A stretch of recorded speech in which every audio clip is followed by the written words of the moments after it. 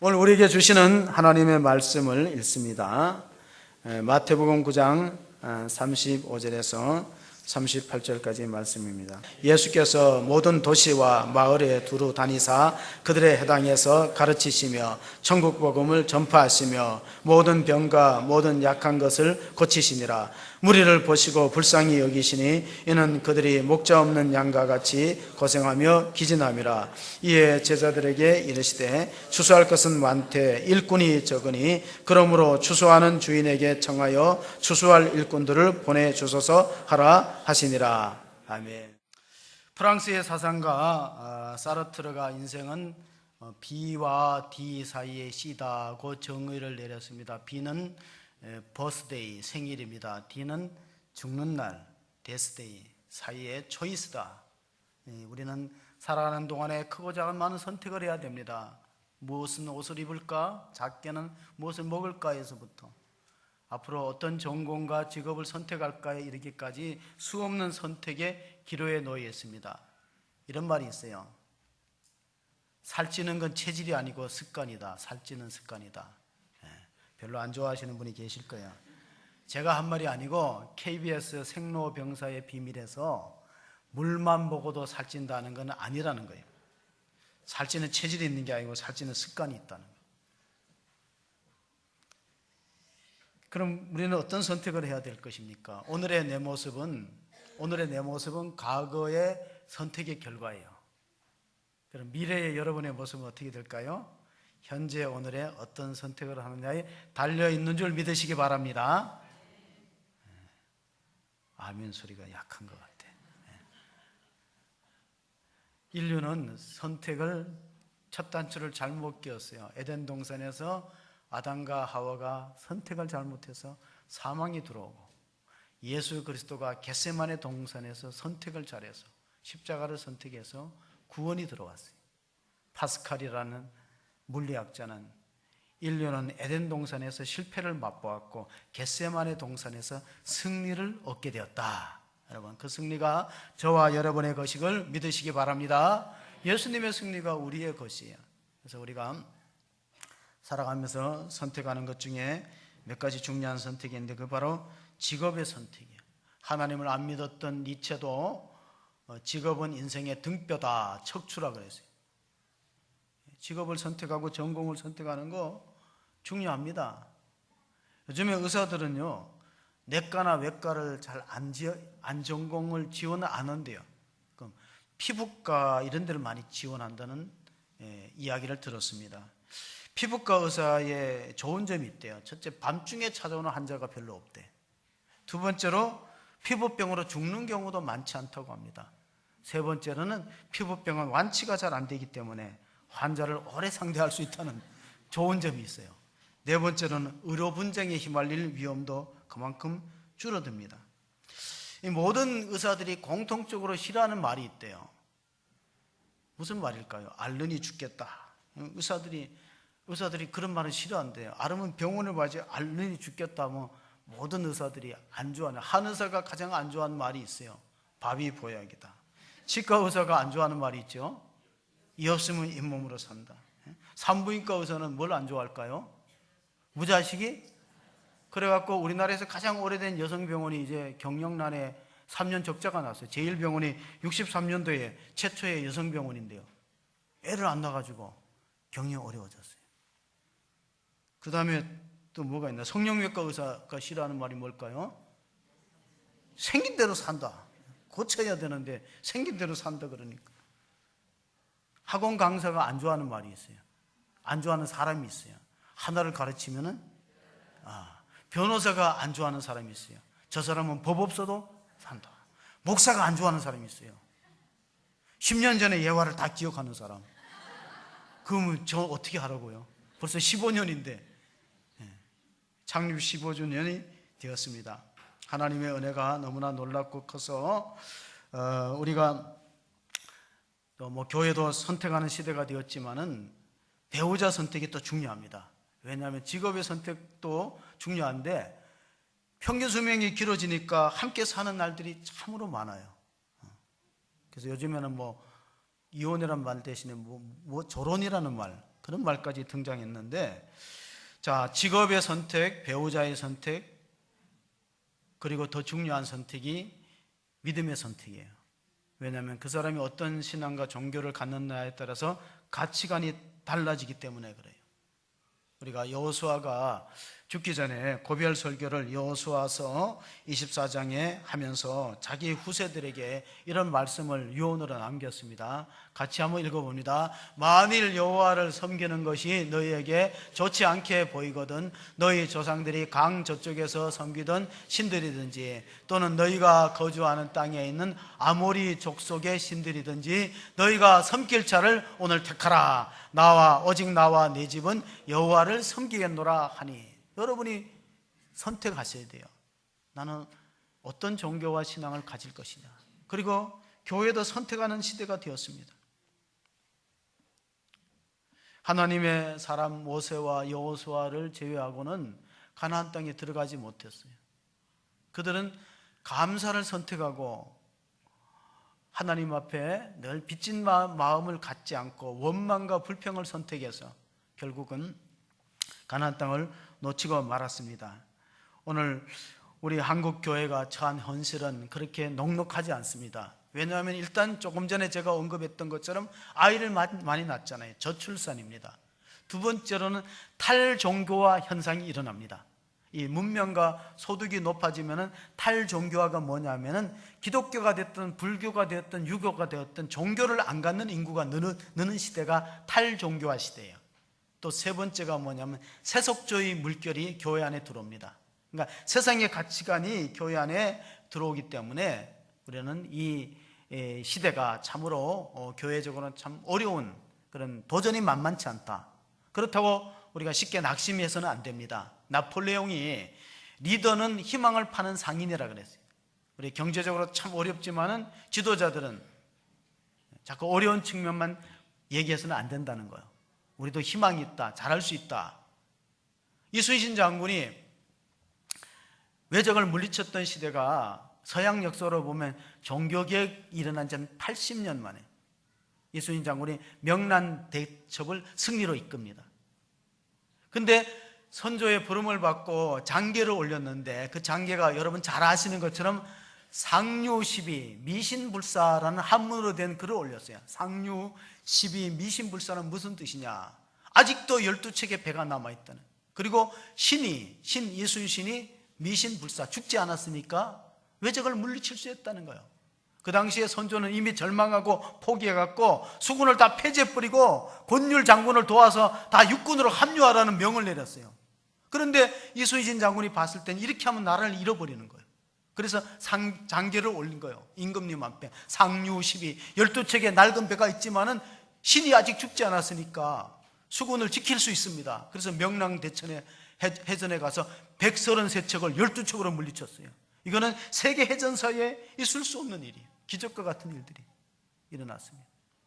자, 예수님은 3년 동안 공생애를 하시면서 주로 어떤 일을 하셨는가? 오늘 본문이 시작되는 35절을 읽어보면 예수님의 산중사역이 나옵니다. 같이 읽어보겠습니다. 예수께서 모든 도시와 마을에 두루 다니사 그들의 해당에서 가르치시며 천국 복음을 전파하시며 모든 병과 모든 약한 것을 고치시니라. 예수님의 산중사역은 첫째로는 가르치는 티칭 미니스트리, 두 번째는 천국 복음을 전파하고 전도하는 프리칭 미니스트리, 미션이라 요즘에 말하면 우리가 미션이라는 말하지. 그 사역의 중심이 선교하고 전도에 있었다. 그리고 전파하는 것에 있고 모든 병과 모든 약한 것을 고치는 힐링 미니스트리, 이것이 예수님이 하셨던 삼중사역입니다. 3년 동안.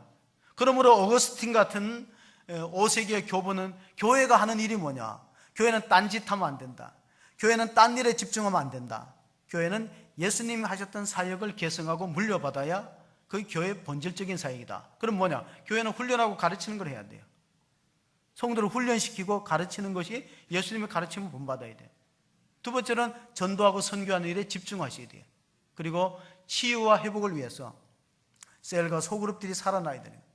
이 모든 상처와 아픔들이 우리가 이제 성도들이 슬픈 이야기를 해도 눈물을 흘리지 않고 우스운 이야기도 웃지 않는 이유는 상처가 있어서 그래요. 여러분 잘 웃으십니까? 상처가 있는 사람은 웃고 싶어도 웃질 못해요. 내면의 상처가. 그 치유를 받아야 되는, 치유를 받아요. 그 힐링 미니스트리가 있는데 예수님이 사역의 동기가 뭐냐? 세 가지 사역을 하게 된 동기가 36절에 나와 있습니다. 같이 또 36절을 읽어보겠습니다. 본문의 36절. 무리를 보시고 불쌍히 여기시나니 이는 그들이 목자 없는 양과 같이 고생하며 기증함이라. 예수님께서 왜 두루 다니시면서 도시와 마을을 두루 다니면서 양들을 가르치고 무리를 가르치고 또 천국 복음을 전파하고 병든 것과 약한 것을 고쳤나면 불쌍히 여기는 마음이 있었다는 거예요. 그걸 우리가 오래전에 그 장신대 박상진 교수가 교사 헌신 예배 때 스프랑클 리조마이라는 단어를 긍휼히 여긴다, 불쌍히 여긴다는 단어였어요. 근데 이 스프랑클 리조마이라는 헬라어는요, 신약성경에 딱 12번 나오는데 마태복음에 5번, 그 다음에 마가복음에 4번, 누가복음에 3번 이렇게 나와요. 그러니까 불쌍히 여기는 마음을 우리가 조금 이해하기 쉽게 하면은 단장의 슬픔을 갖고 양들을 대했다는 뜻이에요. 단장. 단장은 이제 한문 용어인데 이 유래가 어디서 왔냐면 중국에서 옛날에 그 진나라가 한원 장군이 총나라를 치러 갔어요. 진나라가 총나라를 징벌하기 위해서 양자강으로 가다가 보면은 강폭이 좁아지는 데가 있어요. 삼협이라는 계곡을 지나가면은 강폭이 좁아지는데 한 병사가, 한원 밑에 있는 병사가 어린 원숭이를 생포해 갖고 배에 가지고 탔어요. 그랬더니 그 어머니가 늦게 자기 새끼를 잃어버린 걸 알고 어미 원숭이가 강둑을 따라서 계속 쫓아오는 거예요. 배가 가는데. 그러다 나중에 좀 강폭이 좁아지니까 절벽 위에서 뛰어내렸어요. 그 자기 새끼가 있는 배에 뛰어내려 갖고 떨어져 죽었는데 병사들이 배를 갈라보니까 창자가 토막토막 났다는 거예요. 새끼를 잃어버린 슬픔 때문에 어미 원숭이가 막 뛰면서 안타까워하면서 저걸 찾아야 되는데, 그래서 뛰어내려서 그때 생긴 한문 용어가 단장인, 창자가 끄는 그 마음이 예수님의 마음이에요. 예수님이 우리를 대하는 마음이, 우리가 마치 목자 없는 양과 같이 유리하고 고통당하는 것을, 이스라엘 백성들을 그렇게 바라보면서 그들을 가르치고 복음을 전파하고 병든 것과 약한 것을 고쳐주셨다. 그러므로 목회의 모든 사역의 중심은 살리는 거예요. 살리는 거. 하나님이 기뻐하는 일은 살리는 일이고 마귀가 기뻐하는 것은 죽이는 일이에요. 사람을 죽이고 약화시키는 거예요.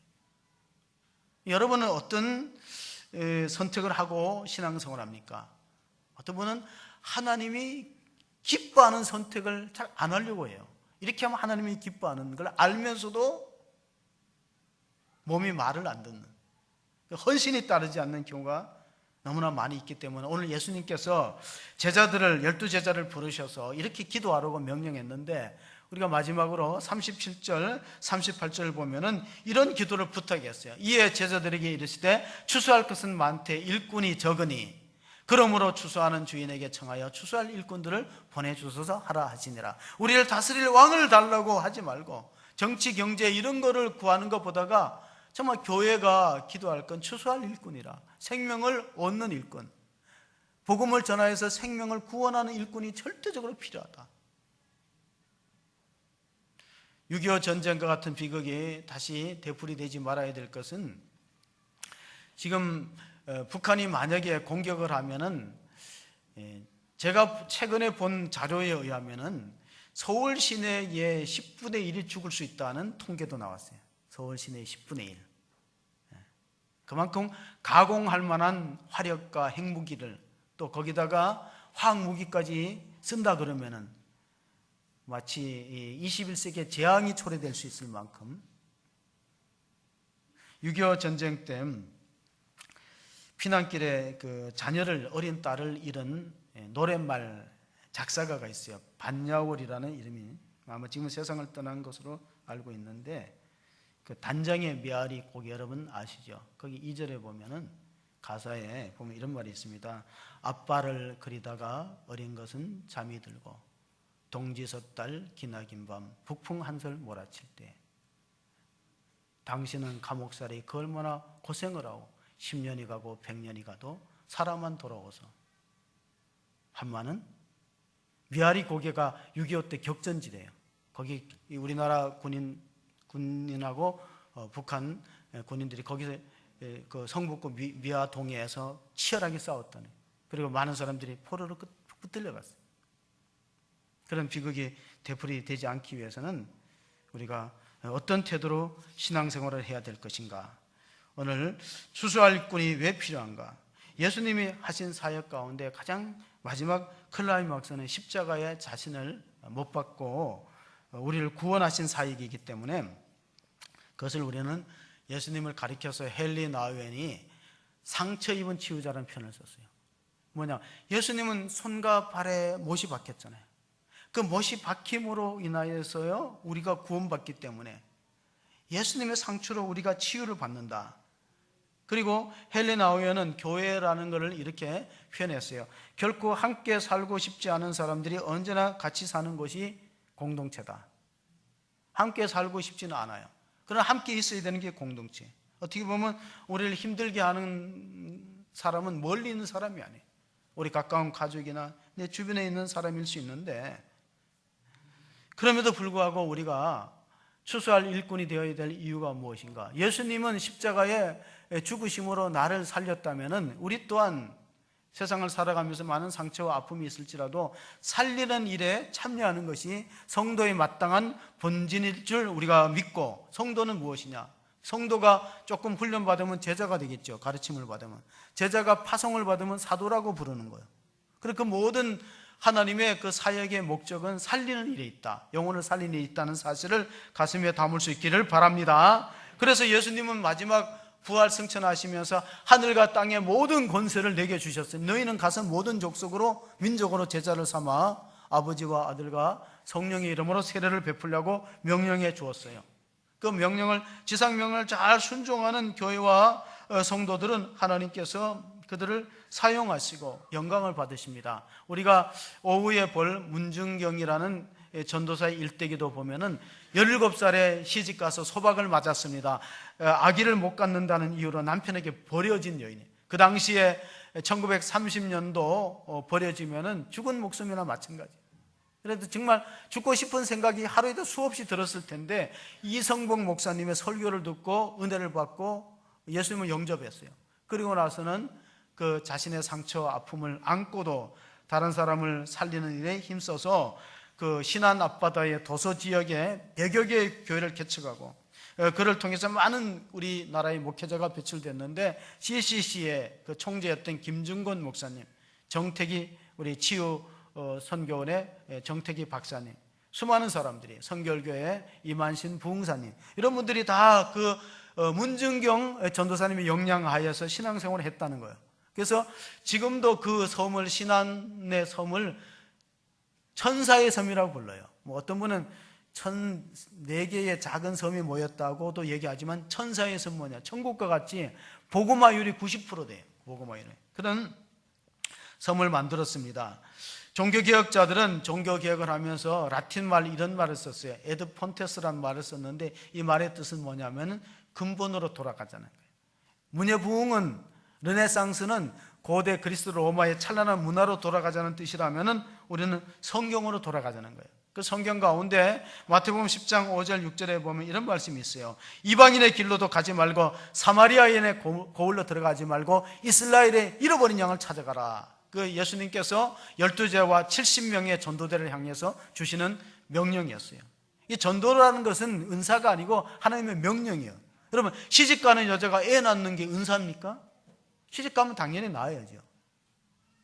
간혹 가다가 정말 안타까운 처지에 못 낳는 경우 있지만 자연스러운 거예요. 우리가 예수 믿고 구원받았으면 우리가 다른 민족에게 복음을 전하지 못하고 사마리아 이방 선교 하지 말라는 뜻이 아니라 가까운 데 관심을 가지라는, 주님의 이스라엘의 잃어버린 양을 관심을 가지라는 겁니다. 우리 주변에 혹시 우리 가족 가운데, 우리 친척 가운데, 직장 동료 가운데, 우리 이웃 사람 가운데 정말 내가 관심을 가져야 할 대상이 없을까요? 저분이 좀 예수 믿고 교회 다녔으면 좋겠다. 그런 작은 우리 주변에부터 예수님이 그렇게 명령하셨거든요. 이방인의 땅으로 가지 말고, 이방인의 길로도 가지 말고 사마리아 고을로 들어가기 전에 먼저 이스라엘이 잃어버린 양에 관심을 가지라. 어떤 분이 금붕어를 키우는데 금붕어가 힘을 잃고 죽어가고 비실비실하니까 그 영양제를 사고 산소를 공급하고 막 기계장치를 가지고 하니까 친구가 놀러 왔다가 보면서, 아이 금붕어 그냥 죽으면 버리고 새로 사면 되지, 그 뭐 그렇게 몇십만 원씩 주고 그 비실비실한 금붕어를 그렇게 키우냐. 그럴 때 그 주인 되는 친구가 말했어요. 죽어가는 금붕어 한 마리 아끼지 않는 사람은 금붕어 기를 자격이 없다. 저한테도 상당히 도전이 되는 말이에요. 우리 집에 금붕어가 지금 딱 한 마리 남았습니다. 다 죽고. 그래서 그 한 마리에 얼마나 관심이 가는지 제가 항상 질문하는 게 물을 갈아주라고. 그래서 저도 가끔가다 이제 먹이를 줘요. 전에 좀 관심이 소홀했더니 한 마리 한 마리씩 죽고 이제 한 마리 남아요. 마지막으로 두 마리 남았는데 한 마리가 또 죽어갖고 외롭게 있거든. 금붕어를 얘기하자는 게 아니고 정말 우리 주변에 잃어버린 영혼들 우리가 관심을 가져야 될 필요가 있지 않느냐. 제가 들어가다 보면 이제 그 목양실 입구에 바깥에 난도 있어요. 난도 지금 시들시들한데 제가 종교개혁지를 가면서 그 난이 항상 신경이 쓰여서 가기 전에 물을 잔뜩 주고 갔거든.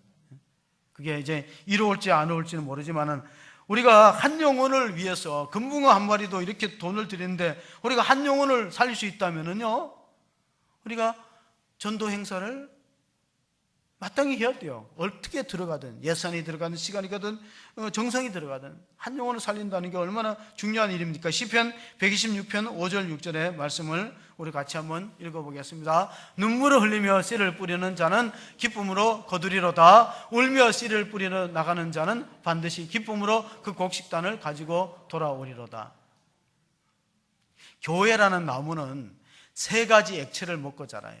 피와 땀과 눈물. 그래서 교회가 성장을 못했다는 건 이런 뜻이에요. 누군가가, 그게 목회자든 성도든 피와 땀과 눈물의 양이 부족하다 이렇게 보시면 돼요. 피는 희생을 말하는 거예요. 눈물은 정성을 말해요. 땀은 수고를 말해요. 봉사를 말해요. 그게 부어져야 나무가 자라지. 그냥 저절로 자라기를 바라는 것은 희귀한 일입니다.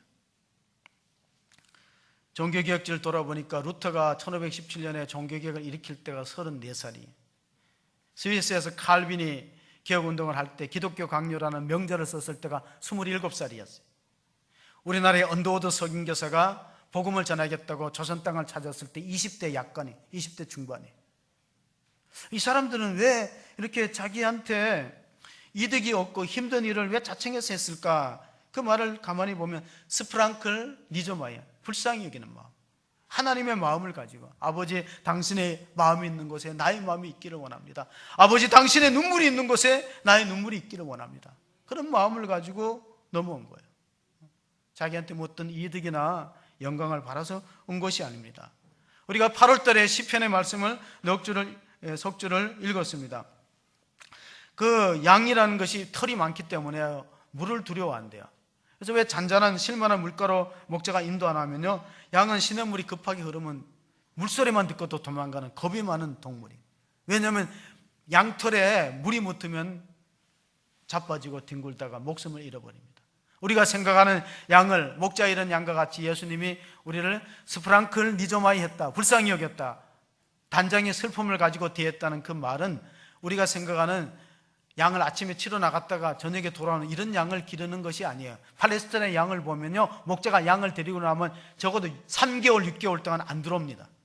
풀이 너무 귀하기 때문에 여기 풀이 다 먹어서 없어지면 다른 곳으로 이동하고 데리러 가기 때문에 가끔 가다가 목자가 병이 나서 죽거나 사고로 목숨을 잃어버리면 그때 이제 양들이 기르는 양이 되는 거예요. 그러면 일이나 늑대들이 와서 해치고 또 팔려가기도 하고. 그러니까 목자 이런 양은 비참하다는 것은 누가 자라나면은 양을 키워본 중동 지방의 사람들은 다 이해해요. 목자가 없어버리면 양은 죽은 목숨이나 마찬가지다.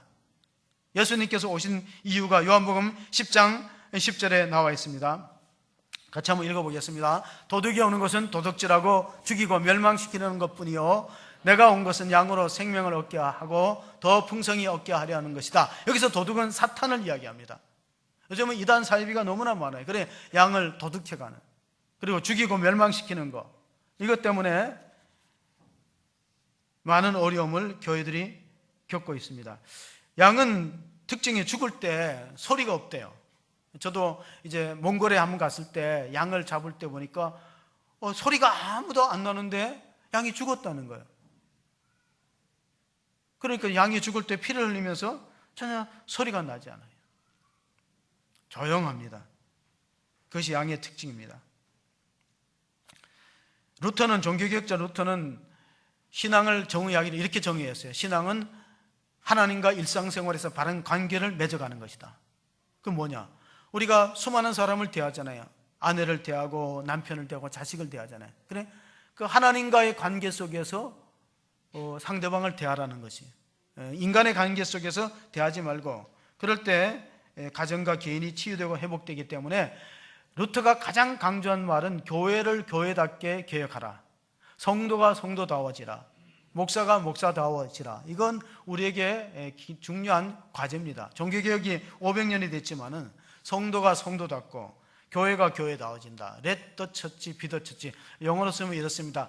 Let the church be the church. 교회를 교회답게 하라. 얼마나 교회를 교회답게 하는 것이 얼마나 쉬우면서도 힘든 일인가. 교회를 가리켜서 하나님 나라의 대사관이라고 부릅니다. 그 나라의 대사를 무시하는 것은 하나님을 무시하는 거죠. 옛날에는 이제 권세를 부리는 사람을 유세 부린다는 말이 있는데, 저도 그것을 설교를 준비하면서 이해하게 됐어요. 어릴 때 유세 부린다는 말을 많이 들었는데, 그 유세가 뭐냐면은 왕의 메시지를 담은 통이 유세통이에요. 그러니까 양의 메시지를, 왕의 그 어떤 문서를 담은 사람이 메고 있는 통이 유세통인데, 그거를 메고 있는 사람을 깔보지 말라는 거예요. 그 사람들은 유세를 부리는 이유가 뭐냐면은 자기가 잘난 게 아니라 왕의 어명을 담은 글을 메고 가기 때문에. 교회는 바로 거기에 권위가 있는 거예요. 우리가 권위주의는 청산되어야 될 적폐예요. 권위주의. 그러나 권위마저 인정받지 못하면 질서가 무너집니다. 가정에 권위가 없어요. 그럼 가정이 콩가루 집안이 되는 거예요. 교회도 주의 종의 영적 권위가 없으면 교회가 무질서해지는 거예요. 왜냐하면 권위라는 것은 하나님이 위임한 거예요. 우리가 마태복음 28장 18, 19절을 보면 예수님께서 제자들에게 권위를 위임합니다. 같이 봅니다. 예수께서 나와 말씀하여 이르시되 하늘과 땅의 모든 권세를 내게 주셨으니 그러므로 너희는 가서 모든 민족을 제자로 삼아 아버지와 아들과 성령의 이름으로 세례를 베풀고. 그러니까 교회에는 어떤 권세가 있냐면 하나님이 맡겨준 위임된 권세가 있어요. 그래, 위임된 권세에 복종하지 않는 사람은 살아계신 하나님의 권세에도 복종하지 않는 거예요. 우리가 잘 아셔야 됩니다. 터툴리안이라는 초대 교부는 순교자의 피는 교회 성장의 씨앗과 같아 그랬어요. 왜냐하면 우리 한국 교회가 기독교 역사 가운데서 가장 선교 사례로 잘된 케이스에 속합니다. 왜냐하면 130년 넘는 역사에 우리는 과거에 1000만을 지금 많이 줄었지만 1000만을 헤아리는 성도를 얻게 되었는데, 그것이 뭐냐면 우리 신앙의 선조들이 교회를 위해서 희생했다는 거예요. 문진경 전도사 기념관이 건립됐어요. 우리 LTC에서 졸업여행으로 갔는데 지금은 거기에 사람이 얼마나 오냐면 한 해 8만 명이 옵니다. 문진경 전도사 일대기와 순교적인 신앙을 본받기 위해서 8만 명 오는데 2018년도에 여름 수련회 장소가 벌써 아마 50% 이상 예약됐어요. 그리고 평일에 200명 찾아오고 주말에는 800명이 찾아옵니다. 근데 그 묘지를 우리가 관람했는데, 묘지를 그가 순교한 자리에 6.25 때 공산당에 의해서 1950년도 순교했는 그 묘비병에는 이런 성경 글귀가 적혀 있습니다. 요한복음 12장 24절의 말씀이 그 순교비에 적혀 있습니다. 보십니다. 내가 진실로 진실로 너에게 이르노니 한 알의 밀이 땅에 떨어져 죽지 아니하면 한 알 그대로 있고 죽으면 많은 열매를 맺느니라. 그러니까 우리가 한국 교회가 어렵고 힘든 것은 우리 각자가 지도자부터 우리 평신도 이니까 죽지 않아서 그래요. 다른 뭐 여러 가지 환경적인 요인을 다 되지만 죽지 않아요. 자, 교회 부흥과 성장의 책임이 어디 있는가? 요즘 신학교에 이런 말이 있대요. 신학교에는 불덩이로 들어가서 입학하고 숫덩이가 돼서 졸업해 나온다. 들어갈 때 뜨거운 사명감과 열정을 갖고 들어가는데 나중에는 숫덩이가 돼서 나온다는 말까지 생겨요. 그래서 우리 교회가, 한국 교회가 정말 제대로 개혁되려면은 저는 이제 제 나름대로 이런 생각을 가져요. 이제는 개인이 개척하는 시대는 너무 힘들어요. 혼자 내보내면. 교회가 적어도 한 300명쯤으로 성장하면은 좀 부교역자들 가운데서 좀 이렇게 개척을 지원해 줘야지. 너무 혼자 나가서 해보라 이러니까 고생만 하다가 어렵고 힘들어요. 그래서 우리가 이제 이런 생각을 가져야 됩니다. 교회 학교 성장은 부교역자에 많이 영향을 받아요. 그러나 교회 성장은 담임 목사와 중직자들에 의해서 결정되지 절대로 그 책임을 부교역자들한테 돌리는 것은 무리예요. 이걸 잘 아셔야 됩니다. 교회 성장은 담임 목사와 중직자들, 성도의 몫이고 교회 학교는 당연히 부교역자들의 많이 영향이 있죠. 그래서 이거는 저는 이제 그런 생각을 합니다. 정말 아직은 좀 크게 성장하지 못했지만 앞으로 이제 목회를 5년간 더 이제 준비하고 또 그다음 나머지는 이제 또 마무리를 해야 되니까 5년의 목회 방침을 나름대로 기도하면서 이렇게 정했어요. 전기 주십시오. 우리가 전기가 안 들어오는 게 아니라 전기 주십시오예요. 전기.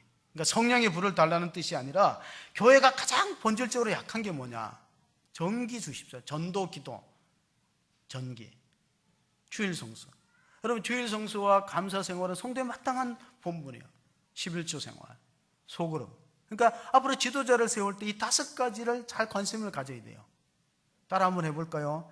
전기 주십시오. 한번 해보세요. 시작. 전기 주십시오. 전기 불을 달라는 뜻이 아니야. 우리가 왜 시골에 살아서 전기가 안 들어온다는 게 아니라 교회가 정말 힘써야 될 게 뭐냐? 천국 잔치를 했는데 선물도 준비하고 식사도 준비했는데 사람이 안 오면 그래서 누가복음에 보면은 큰 잔치를 배설한 임금이 그 잔치를 배설한 주인공이 가서 막 강권해서 데려오라고 권하는 이유가 뭘래? 왜 그렇게까지 할까요? 사람이 가장 핵심이라는 거예요. 그 사람의 핵심이 뭐냐? 기도가 따라야 사람을 얻을 수 있어요. 기도하지 않고는 절대 전도 열매가 없습니다. 그러니까 기도에 힘쓰고 전도하고 주일 성수하고 11조 생활하고 속으로 전도된 사람을 잘 쎄려서 양육하고 키우는 사람을 앞으로 중직자로 세우지 않으면은 그러면 힘들어요. 이걸 잘 하시는 사람들이 리더가 되셔야 돼요. 전기 주십시오. 꼭 잊지 마세요. 5년 동안 중국에는 동부 지역에 심는 대나무가 있는데 그 대나무의 특징이 뭐냐? 이게 4년 동안 싹이 안 올라와요. 그래서 동부 지역으로 이사 온 사람들이 농부들을 비웃었어요. 아니 이 씨앗이 잘못됐는지 대나무 씨앗이 자라지 않는다 그러니까 그냥 동부 지역 사람들은 빙그레 웃고 그냥 지나가요. 아무 상대도 안 해요. 그런데 4년 만에 3cm 자랐던 게 5년째는 하루에 30cm 자라요. 그리고 6주 만에 15m 이상 자라는 게 중국의 대나무인데 이름이 모소예요. 모소. 한번 찾아보셔도 돼요. 모소라는 대나무는 5년 동안 안 자라요.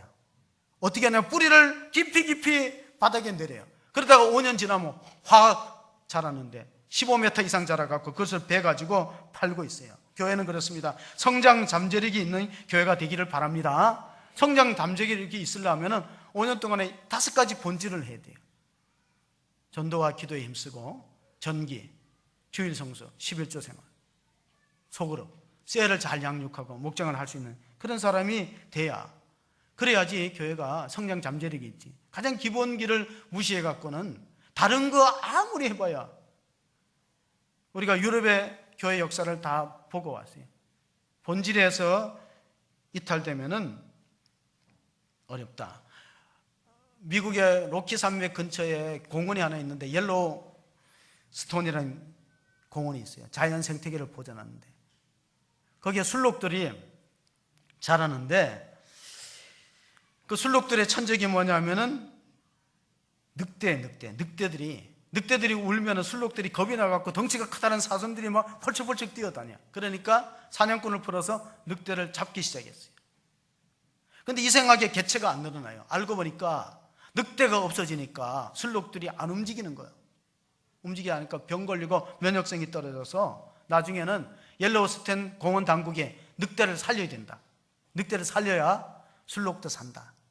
예수님도 가라지와 알곡이 교회 안에 같이 성장하는데 간두라 그랬어요. 뽑지 말고 간두라, 함께. 300명 이상 되는 교회는 이렇게 하면 돼요. 우리는 아직 거기 안 되는데 설문조사해 갖고 교회 만족도가 떨어지는 사람은 부교육자 가서 원하는 교회를 한번 만들어 보라고. 앉아서 불평하기보다는 원하는 교회를 만들면 되는 거예요. 그 가장 좋은 방법이에요. 그럼 이쪽 교회도 살고 저쪽 교회도 사는 거예요. 고은 목사님이 시집의 뒷부분에 이런 전도 일기를 썼는데 제가 한번 소개해 드리겠습니다. 병들고 길에 버려진 개를 수의사가 데리고 와서 치료해 주었다. 건강을 회복한 뒤 그 개는 고맙다는 인사도 없이 동물병원을 떠나버렸다. 수의사는 섭섭했지만 동물이러니 그렇거니 하고 그냥 위로를 스스로 하고 있는데 저녁 때에 동물병원 유리창을 끓는 소리가 나요. 가보니까 자기가 치료해 줬던 길에 버려지고 병들었던 개가 또 한 마리 개를 데리고 왔어요. 그 개도 병들었고 버려진 개였습니다. 우리는 주님의 은혜로 구원받은 자녀입니다. 누가복음 14장 23절에 보면 큰 잔치를 배설하고 자리가 비자 이렇게 종들에게 명령을 내렸어요. 같이 봅니다. 주인이 종에게 이르되 길가 산후탈이 가로 나가서 사람을 강건하여 다려다가 내 집을 채워라. 그러니까 우리가 일본이 선교가 안 되는 이유가 일본은 전도를 적극적으로 안 합니다. 왜냐하면 점잖은 사람들, 남한테 자꾸 이렇게 강요하는 건 신뢰다 이렇게 해서 강건하지 않기 때문에 일본은 부흥이 안 돼요. 제가 아침에 집을 나서니까 와이프가 꼭 부탁한다고 하더라고요. 그래서 늘 듣던 말이라서 그냥 귓전으로 들었는데 오늘은 꼭 부탁한다면서 설교를 짧게 하라고. 이제 설교 이제 끝나야 돼. 나만 보면 왜 자꾸 설교를 짧게 하라 그러는지. 할 말이 아직 많이 남아 있는데. 하여튼 야당이야, 야당. 마가복음 10장 45절에 보면은요, 예수님이 하신 말씀입니다. 같이 읽습니다. 인자가 온 것은 섬김을 받으려 함이 아니라 도리어 섬기려 하고 자기 목숨을 많은 사람의 대속물로 주려 함이라. 그래서 제가 여러분한테 하나 부탁을 드려요. 우리가 이제 창립 15주년이니까 뭔가 달라져야 되잖아요. 한 가지 어려운 일이 아니고 우리가 인사를 받으려 함이 아니라 인사를 먼저 하자. 교회 안에는 좀 우리가 교회 안에서 이렇게 해야 돼요. 먼저 보는 사람이 인사합시다. 또 안 쳐다보려고 또 먼저 보는 사람이 나이에 관계없이 직분에 관계없이 먼저 보는 사람. 저도 그렇게 할게요. 좀 인사를 받으려 함이 아니라 도리어 인사를 하고 자기 목숨을 대속물로는 못 주더라도 대화물이라도 좀 떠다줘야지. 대속물로 주지는 못하더라도 그런 마음 자세를 가져야 돼요. 우리 안내원들이 잘하지만은 백화점에 가면 가보세요. 90도로 해요, 백화점. 우리는 90도로 하면 허리 아프니까 90도로 하지 말고 45도로 하시고, 가능하면 안내위원끼리는 대화를 자제하고, 그리고 오는 사람들에게 집중해야 돼. 복음성가 보면 이런 말이 있어요. 내가 먼저 손 내밀지 못하고, 내가 먼저 웃음 주지 못하고, 내가 먼저 용서하지 못하고 머뭇거리고 있다.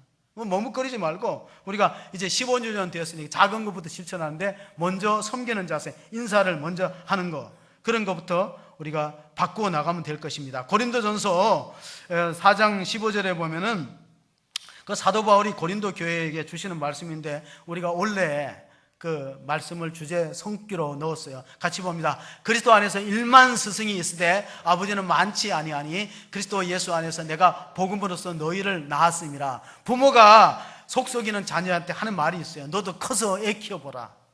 똑같습니다.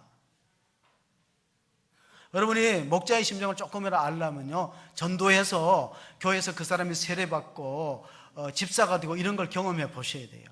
그래서 한 생명이 얼마나 귀하고 왜 저렇게 애착을 갖고 저렇게 안 나오면은 자꾸 저렇게 신경을 쓰나 하는 이유를 내가 양을 키워봐야 아는 거예요. 나와서 길러보지 않은 사람은 교회 안에서 내가 오랫동안 다니고 직분이 높아도 내가 전도해서 그 사람이 아무것도 모르는 상태에서 세례를 받고 말씀이 들어가서 또 집사가 되는 그런 감격을 맛봐야 그래야지만 이게 생명력 있는 교회가 되는 거예요. 생명 있는, 살아있는 교회가 되는 것입니다. 스펄전 목사는 설교를 잘한다고 하는데 스펄전 목사의 설교를 위해서 300명의 중보기도 팀이 있다는 걸 아셔야 돼요. 300명이 늘 기도합니다. 그래서 설교하기 위해서는 설교를 뭐라고 부르냐면 30 minutes to rise the dead라고 불러요. 30 minutes, 30분 더 dead, to rise, 일으킨다. to rise는 일으킨다 뜻이고 더 dead, 죽은 자를 일으키는 30분. 30분이 좀 넘었어요. 근데 아직도 비몽사몽간인 분들이 있어. 그러니까 저의 설교를 위해서 기도를 해 주셔야 돼요. 앞으로는. 그리고 끝으로 골로새서 1장 24절 25절을 읽어보겠습니다. 마지막 말씀입니다. 나는 이제 너희를 위하여 받는 괴로움을 기뻐하고 그리스도의 남은 고난을 그의 몸된 교회를 위하여 내 육체에 채우노라. 내가 교회 일꾼 된 것은 하나님이 너희를 위하여 내게 주신 직분을 따라 하나님의 말씀을 이루려 함이니라. 종교개혁이 16세기에 루터를 통해서 일어났는데 이게 믿음으로 구원받는다고 해놓으니까 삶이 엉망이 됐어요. 그래서 18세기에 영국이 굉장히 부패했을 때 존 웨슬리가 일어나서 이렇게 해서는 안 된다 해서 홀리 클럽이라는 거룩한 그 정화 운동을 일으켰을 때 웨슬리가 한 말이 있어요. 세계는 나의 교구다. 모든 세계가 내 목회와 전도의 대상이다. 그러면서 더 중요한 말을 했는데 그게 뭐냐면은 영국 교회가 살려면은 하나님 말을 두려워하고 죄를 무서워하는 헌신된 사람 10명만 있으면은 세상을 바꿀 수 있다. 교회는 웨슬러가 세계는 나의 교구로 했지만 웨슬러는 이렇게 말했어요. 교회는 소수정예화해야 된다. 소수정예화. 어떤 사람이냐? 주님을 위해서 위험을 감수하고 목숨을 내놓을 수 있는 사람 10사람을 찾아야 된다.